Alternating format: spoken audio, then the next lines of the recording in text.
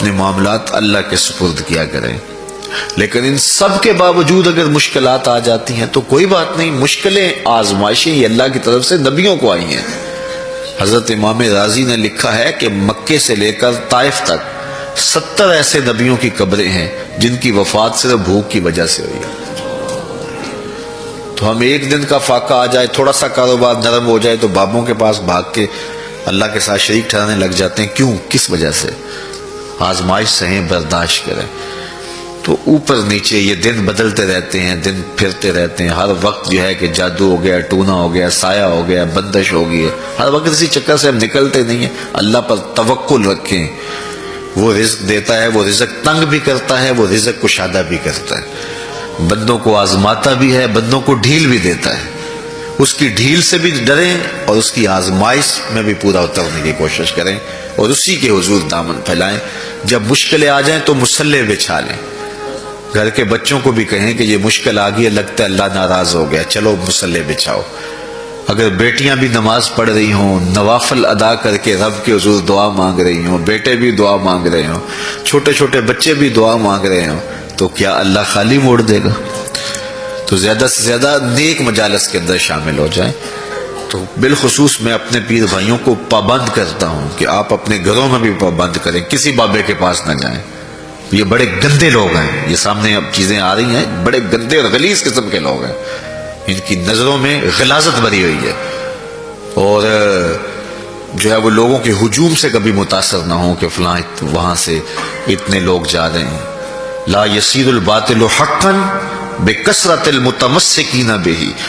اگر کسی جھوٹ کے ساتھ، کسی باطل کے ساتھ زیادہ لوگ وابستہ ہو جائیں تو اس وابستگی سے باطل حق نہیں ہو جاتا. لوگ کہتے ہیں جی اتنے لوگ آ رہے ہیں، کچھ ہے تو آ رہے ہیں. تو جو بت خانوں میں جا رہے ہیں اتنے لوگ، تو کچھ ہیں تو جا رہے ہیں. کیا مطلب یہ کوئی اب معیار ہے؟ تو جوہلا کا جمع ہونا، جوہلا کا کہیں جانا، یہ معیار نہیں ہے. معیار جو اللہ رسول نے دیا ہے ہمارے نزدیک بس وہی ہے.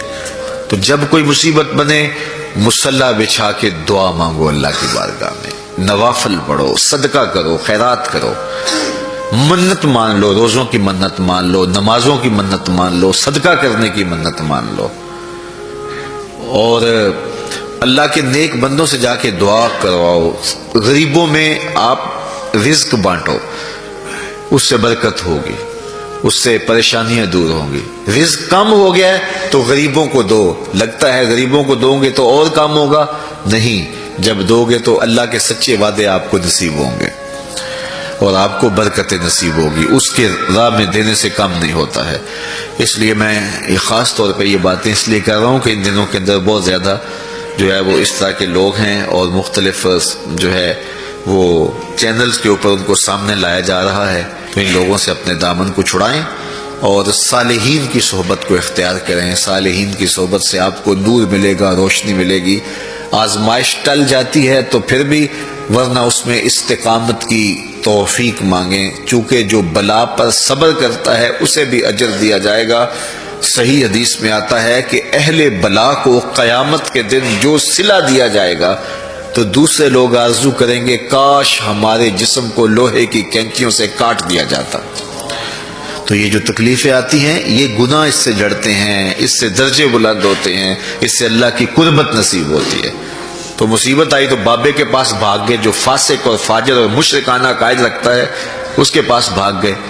تو پھر ایک مصیبت بھی صحیح اور ایک اپنا ایمان بھی اجاڑا.